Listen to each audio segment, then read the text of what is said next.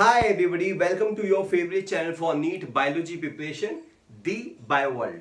हम लोगों ने चैप्टर चालू किया था एक्सक्रीशन और उस पर्टिकुलर एक्सक्रीशन चैप्टर में अब तक हम लोगों ने 18 वीडियोस कंप्लीट कर लिए हुए हैं।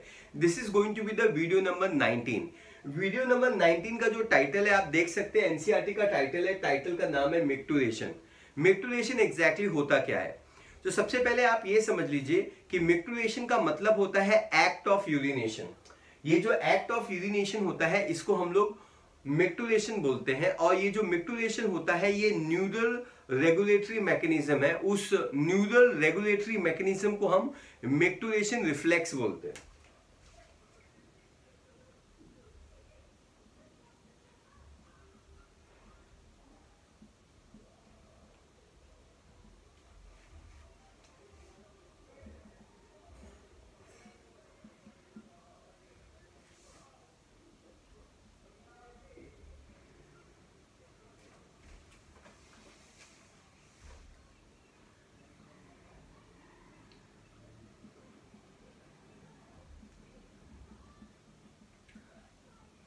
तो ये जो मिक्टुरेशन है, सबसे पहले मिक्टुरेशन का डेफिनेशन आपको क्लियर होना चाहिए। एक्ट ऑफ यूरिनेशन मतलब यूरिन का बाहर रिलीज होना, यूरिन का एक्सटर्नल एनवायरनमेंट में रिलीज होना। इसी प्रोसेस को हम लोग क्या बोलते हैं? यूरिनेशन बोलते हैं।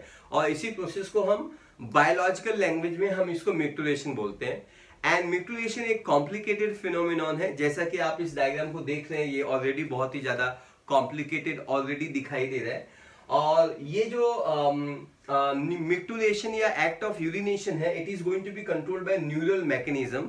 और उस मैकेनिज्म को हम लोग मिक्टुरेशन रिफ्लेक्स बोलते हैं। और इसी रिफ्लेक्स के बारे में हम लोग आज के लेक्चर में बात करने वाले हैं। ये रिफ्लेक्स एक्शन आपने अपने 9th स्टैंडर्ड या स्कूल सेक्शन में पढ़ा होगा कि कोई भी जलता हुआ बर्तन है, आप उसको टच करोगे तो आप ऑटोमेटिकली आप हैंड हटा लोगे। Yes sir. तो आपको वो रिफ्लेक्स एक्शन याद है। ये भी एक टाइप ऑफ मिक्टुरेशन रिफ्लेक्स है। लेकिन ये जो एक्ट ऑफ यूरिनेशन है इसको वॉलंटरी कंट्रोल भी दिया हुआ है।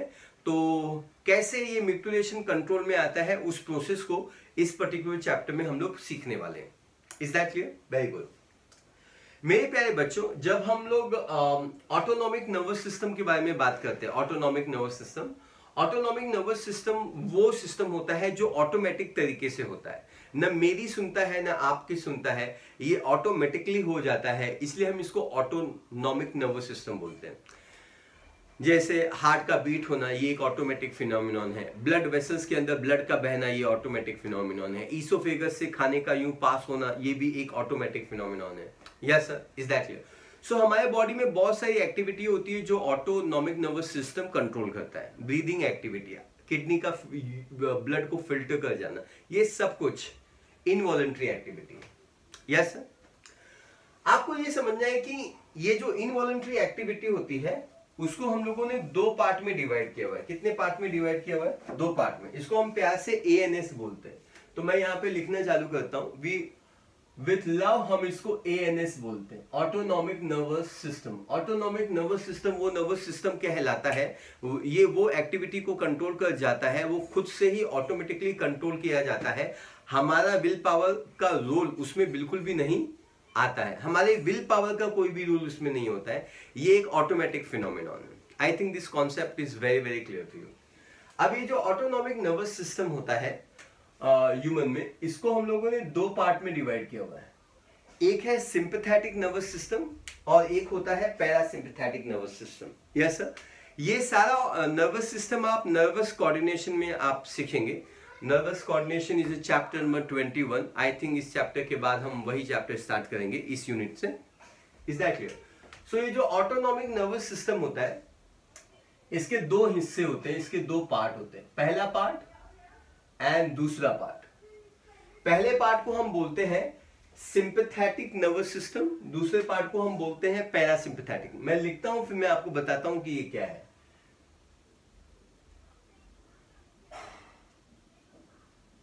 Sympathetic and parasympathetic.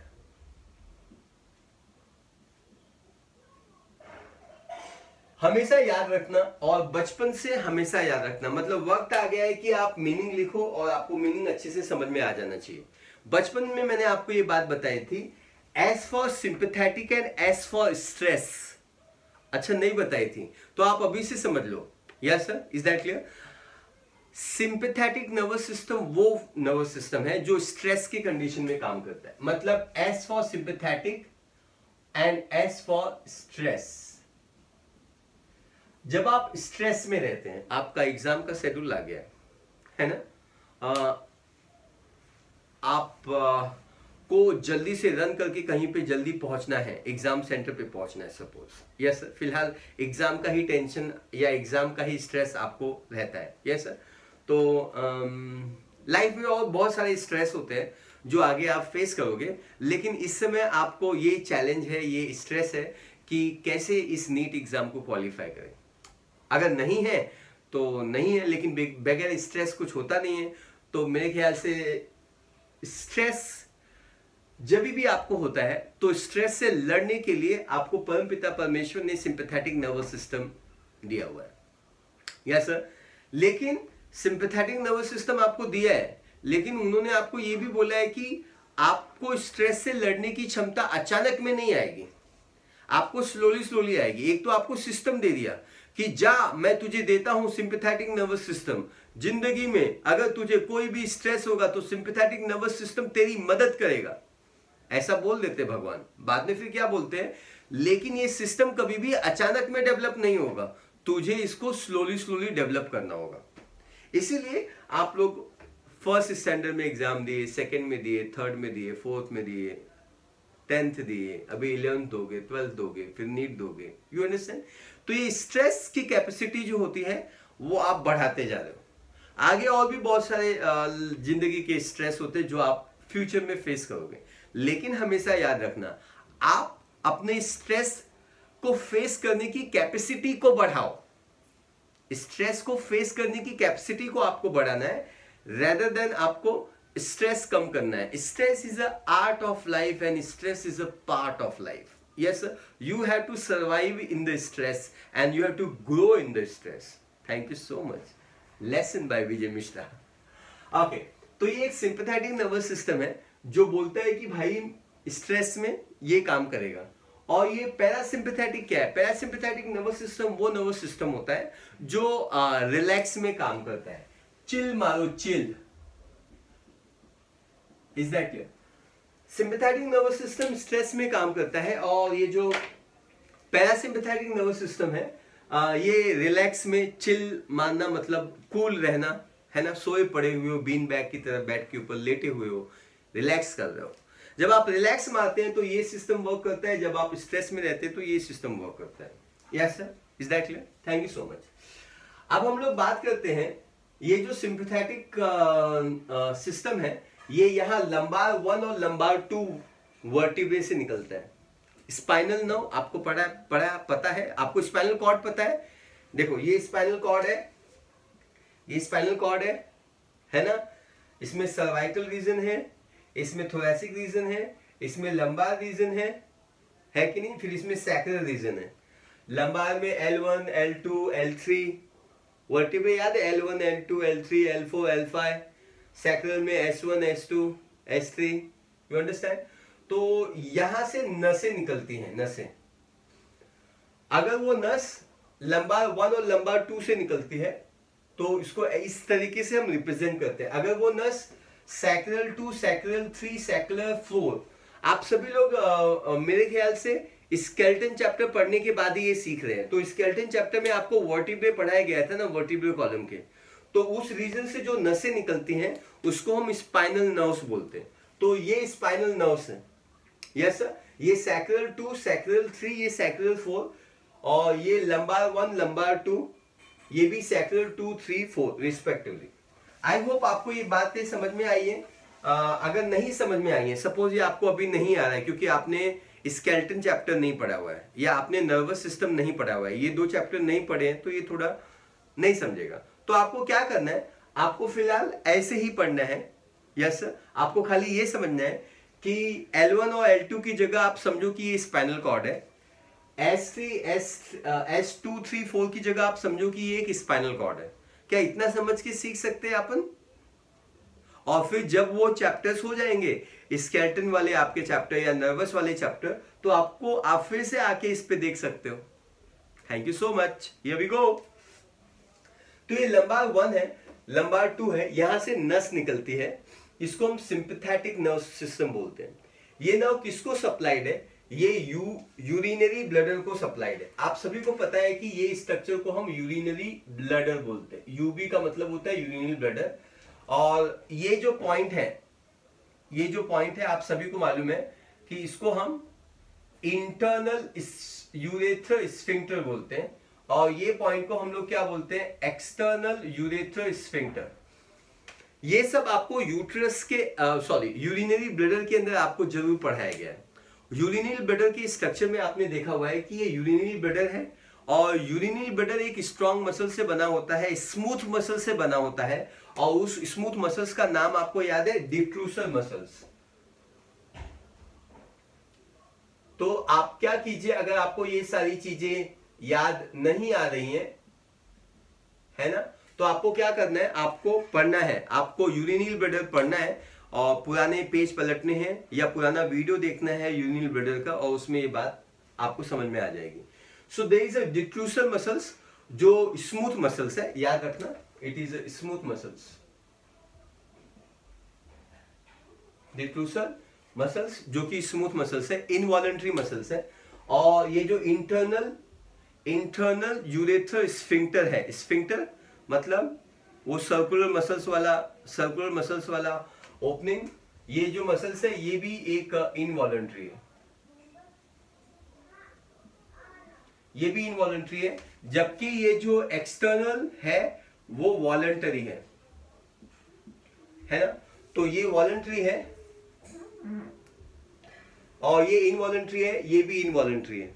इतनी बातें तो आपको समझ में आना है, और मैंने समझाया हुआ है, मैं एक बार फिर से यहाँ पे समझाया हूं, और मैंने यहाँ पे लिख भी लिया हुआ है, तो आपको आई थिंक क्लियर है। Is that clear? आप मेरे साथ साइमल्टेनियसली डायग्राम भी ड्रॉ करते जाइए तो आपको ज्यादा समझ में आएगा। Here we go ladies and gentleman. Sympathetic nervous system, यहां से नस निकलती है। कहां से निकलती है? L1 से निकलती है, L2 से निकलती है। ये जो नस से निकलती है, ये नस कहां को जाती है? ये नस जाती है किसको? यूरिनरी ब्लडर को जाती है, और ये जाती है इंटरनल स्फिंक्टर को। यूरिनरी ब्लडर को ये सिग्नल देती है। किसको सिग्नल देती है? दो जन को सिग्नल देती है यूरिनरी ब्लडर को ये सिग्नल दे रही है। यूरिनरी ब्लडर को सिग्नल दे रही है, रिलैक्स होने का सिग्नल दे रही है। क्या चीज होने का दे रही है सिग्नल? रिलैक्स होने का सिग्नल दे रही है।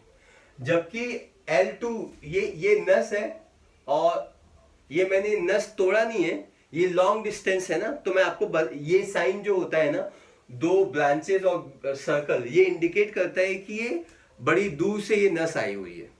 लॉन्ग डिस्टेंस इंडिकेट करता है, नथिंग एल्स, है ना।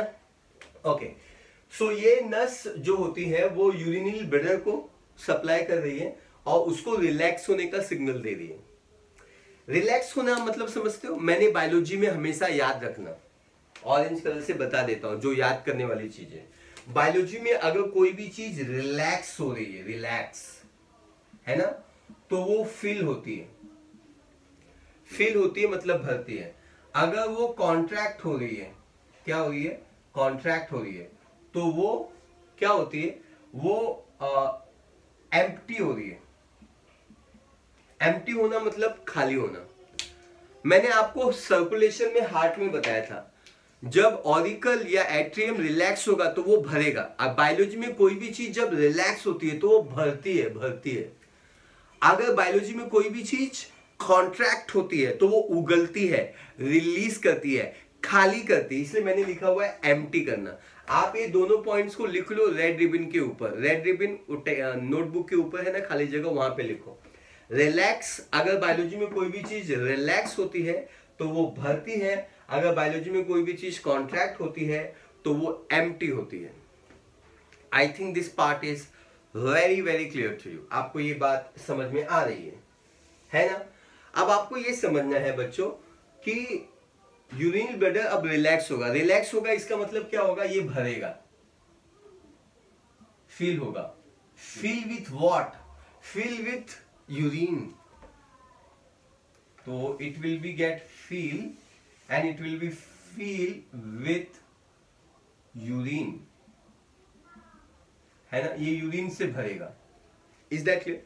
अच्छा मुझे एक बात बताओ कि अगर इसमें यूरिन आ रहा है, इसमें यूरिन भर रहा है ना, क्यों भर रहा है? क्योंकि यूरिनरी ब्लैडर का जो डिट्रूसल मसल्स है वो रिलैक्स है। रिलैक्स मतलब भरना है। Is that clear? तो ये भर रहा है, और जब ये भर रहा है तो ये जो इंटरनल यूरेथ्रल स्फिंक्टर है या इंटरनल स्फिंक्टर है, ये कॉन्ट्रैक्ट होना चाहिए। कॉन्ट्रैक्ट होना चाहिए मतलब दबना चाहिए, या रिलैक्स होना चाहिए, ओपन होना चाहिए। अगर यूरिनरी ब्लैडर यूरिन से भर रहा है तो ये खुला रहेगा तो यूरिन सीधा चला जाएगा, तो कंट्रोल कहां आएगा? कंट्रोल नहीं आया ना। अगर यूरिन बनता है और इमीडिएटली निकल जाता है, जैसे बच्चों में होता है, बच्चों में होता है कि नहीं? Is that clear? बच्चों में ये सिस्टम डेवलप होने में वक्त लगता है। तो यूरिन आया निकला, यूरिन आया निकला, छोटे बच्चों को, पैदा हुए बच्चों को। लेकिन जब ये भर रहा है, यूरिनरी ब्लैडर फील हो रहा है, तो इंटरनल स्फिंक्टर क्या होना चाहिए? कॉन्ट्रैक्ट होना चाहिए। तो यहां पे मैं लिखता हूं, ये इंटरनल स्फिंक्टर को सिग्नल देगा, इंटरनल स्फिंक्टर। आप ऐसा समझ लीजिए कि ये नल का टेप है। अगर पानी आ रहा है और पानी रिलीज नहीं होना चाहिए तो आप टेप बंद करके रखते हो। बंद करके रखना मतलब कॉन्ट्रैक्ट करके रखना। तो ये टाइट हो गया, ऐसे बंद हो जा, बंद होगा, बंद हो जा, सिम सिम, दरवाजा बंद है। तो ये इंटरनल स्फिंक्टर इस समय बंद रहेगा। इंटरनल स्फिंक्टर क्या होगा? कॉन्ट्रैक्ट होगा, या हम इसको बोल सकते हैं, कॉन्ट्रैक्ट की जगह हम वर्ड यूज करते हैं कंस्ट्रिक्ट। कंस्ट्रिक्ट होगा और ये क्लोज रहेगा और यूरिन बाहर नहीं निकलेगा। No release, no release of urine. क्या मैं आपको समझा पाया? क्या मैं आपको समझा पाया? समझ में आया आपको? आप इस बात पे वीडियो पॉज करके आप सोचो, जो लिखा हुआ है वो समझ में आया कि नहीं, और फिर आगे बढ़ो, और पीछे जाके थोड़ा 5 मिनट आगे जाके और फिर से सुनो। इंटरनल स्फिंक्टर कंस्ट्रिक्ट होगा मतलब ये क्लोज होगा, मतलब यूरिन रिलीज नहीं करेगा। इसका मतलब ये जो सिंपैथेटिक नर्वस सिस्टम है ये यूरिनरी ब्लैडर को भरता है, इसलिए सिंपैथेटिक को हम लोग नर्व ऑफ फीलिंग बोलते हैं। We call this nerve as a nerve of feeling. Nerve of feeling. Feeling का मतलब होता है भरना। अरे किससे भरना?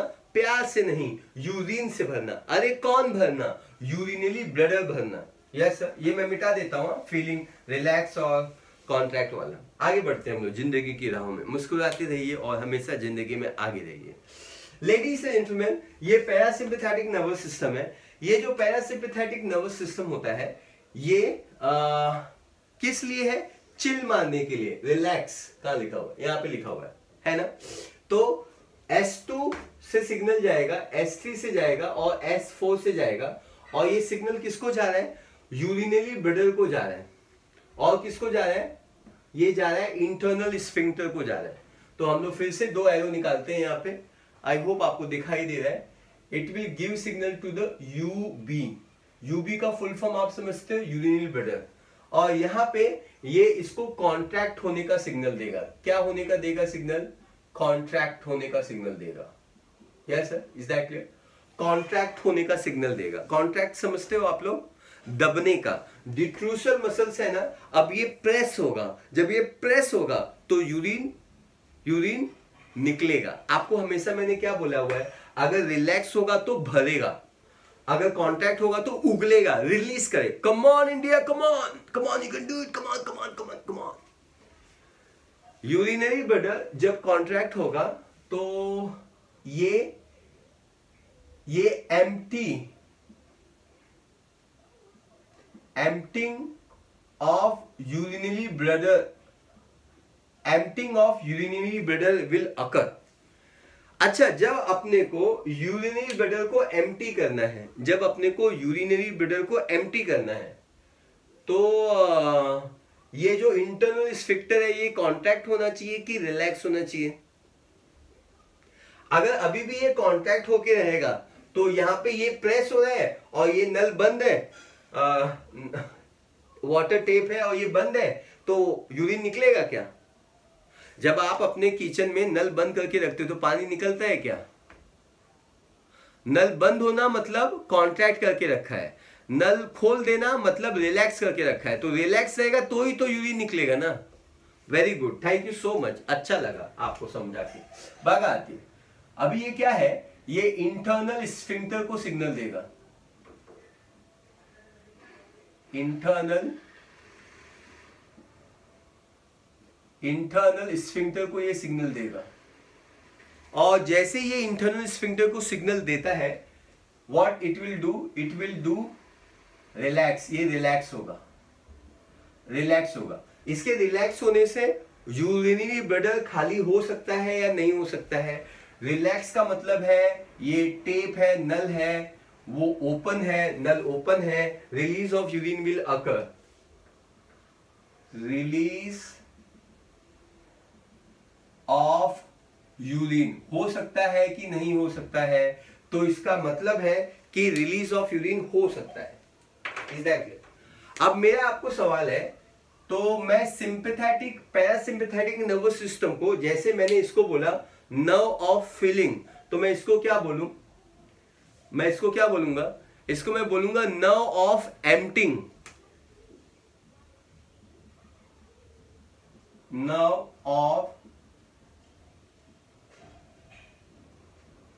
ऑफ एम्प्टिंग बोलेंगे हम लोग इसको। क्या बोलेंगे हम इसको? नर्व ऑफ एम्प्टिंग बोलेंगे। ये है नर्व ऑफ फीलिंग,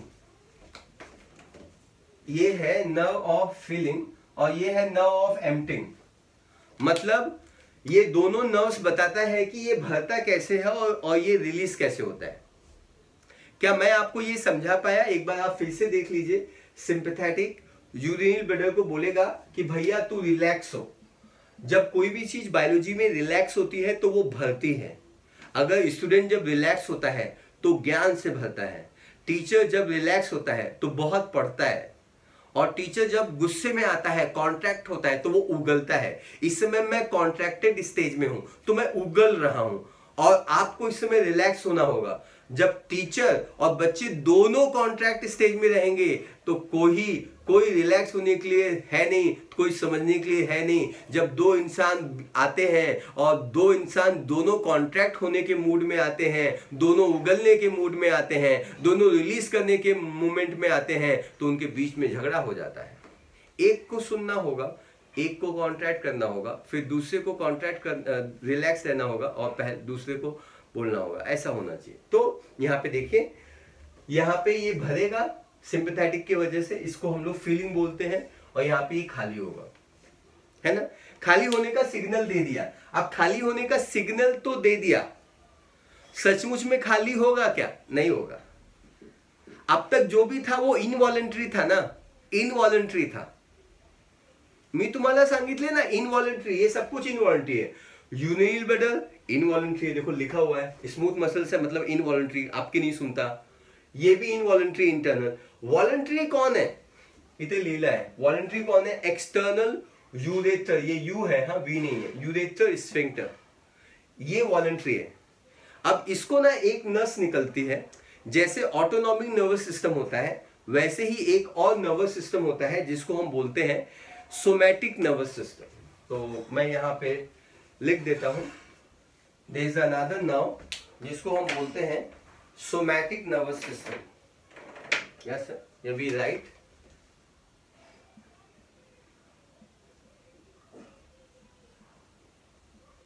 टेंशन ना लो, टेंशन ना लो सोमैटिक नर्वस सिस्टम का, ये आपको सीखने। ये जो सोमैटिक नर्वस सिस्टम है, ये सोमैटिक नर्वस सिस्टम ये एक जनरल नाम है ना। जैसे बच्चों का जो जनरल नाम है वो स्टूडेंट है, टीचर्स का जो जनरल नाम है वो टीचर है, लेकिन टीचर का स्पेसिफिक नाम भी है। जैसे हमारा नाम है विजय मिश्रा, नाम तो सुना होगा। आप ध्यान से समझ लीजिए कि ये जो सोमैटिक नर्व है इसका स्पेसिफिक नाम है पुडेंडल नर्व। क्या नाम है इसका स्पेसिफिक नाम? Pudendal nerve. समझ में आया आपको? तो सोमैटिक नर्वस सिस्टम में एक नर्व है जिसका नाम है पुडेंडल नर्व। अब ये जो पुडेंडल नर्व है उसका काम क्या होता है, आप इसको अच्छे से समझिए। पुडेंडल जो नर्व होता है इसका काम होता है ये टोनिसिटी कंट्रोल करता है, tonic contraction of the external sphincter को कंट्रोल करता है। मैं लिखता हूं फिर मैं एक्सप्लेन करता हूं ये क्या होता है। So it maintain tonic contraction of external urethral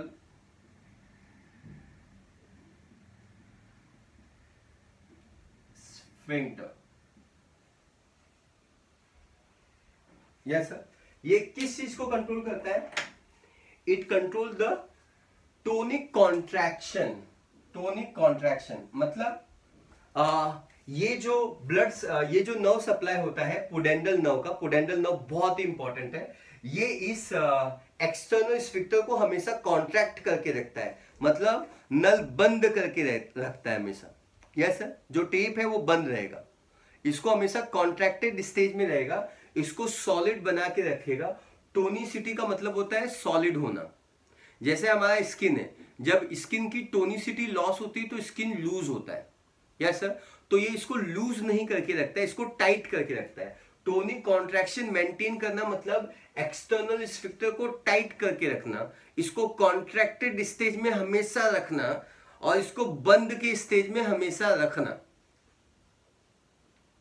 कर ला? सो इट मेंटेन, इसको बंद करके रखता है। तो यूरिन निकल सकता है क्या? यूरिन निकल सकता है क्या अगर ये बंद है? तो देखो यहां पे आपने देखा कि ये एम्प्टी करने के लिए तैयार है। क्या यूरिन ब्लडर तुम तैयार हो? यूरिन ब्लडर क्या तुम तैयार हो? Yes I am ready. क्या इंटरनल स्फिंक्टर रिलैक्स होने के लिए तैयार है? Yes I am ready. तो क्या यूरिन निकलेगा क्या? नहीं निकलेगा। कब तक नहीं निकलेगा? जब तक ये नर्व्स एक्टिव है, जब तक ये नस पुडेंडल नर्व, नमस्कार करो इसको, सोमैटिक नर्व, ये आपके यूरिनेशन को कंट्रोल करता है। ये मास्टर स्ट्रोक है। नीट आपको पूछेगा वॉलंटरी कंट्रोल किसके वजह से आता है, तो आपको जवाब देना है पुडेंडल नर्व। पुडेंडल नर्व वो नर्व कहलाता है ड्यूरिंग मिक्टुरेशन। जब मिक्टुरेशन का वक्त आया, तो मैं लिखता हूं यहां पे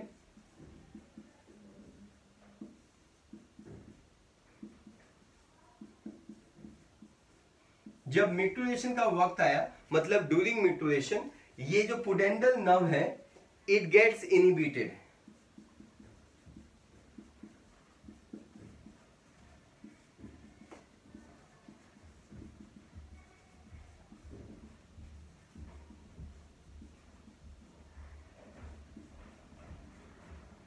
inhibition of pudendal nerve occur, इसका इनहिबिशन होगा। Inhibition of pudendal nerve occur, और जब ये नर्व इनहिबिट होगी, जब ये नर्व इनहिबिट होगी, इज दैट क्लियर? जब ये नर्व इनहिबिट होगी तो मिक्टुरेशन होगा।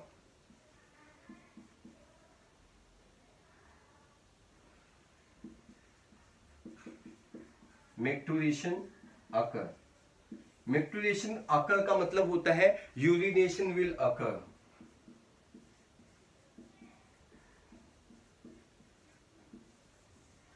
यूरिनेशन अकर थ्रू यूरेथ्रा, तो मैं लास्ट में लिख देता हूं